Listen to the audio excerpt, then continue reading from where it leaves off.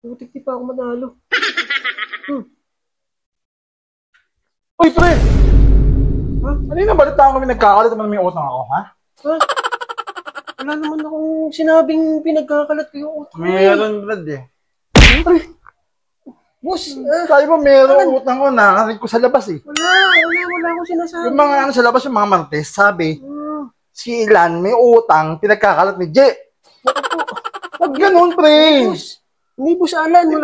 Wala akong sinasabi, boss. Pasalamat ka nga. Umutang ako sa'yo. Wala, boss. Oh. Tapos pagkakalat mo, babayaran ko naman, eh.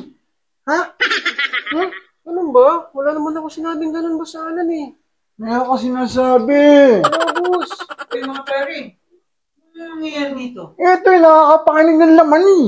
Oh, ano nangyari? Pinagkakalat na may utang ako. May utang ka ba sa kanya? Meron. Oh, bro, dapat magpasalamat ka kay paring Alan. Nagpapasalamat naman ako kay boss Alan eh. Hindi ka nagpapasalamat. Salamat ako sa'yo. Dapat nga utang na loob mo, may utang ako sa'yo. Diba? Salamat Bro, ako sa'yo. matanong kita, ilan ba may utang siya? Eh, siya lang naman may utang sa akin. Magpasalamat ka. Mayroong nangutang sa'yo. Kaya Kasi nga. yung iba dyan, maraming utangan.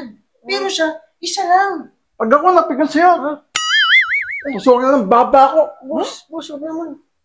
Hindi ka sa akin, ha? Oo. Urusin mo, ha? Oo, Ayusin mo. promise yan, boss. Ayusin Ayusin mo. ko naman. Hmm? Urusin mo. Yan. Eh, si boss Alan eh. Oh. Sinisisi niya ako eh. Pinagkakalat ko daw yung utang niya eh. Oh, mali yun, di ba? Ano ba? Oh. Sige, sa susunod, ha? Opo, boss. Pag nalaman ko, tatama. Si boss. Tatuwa ka na dun, ha?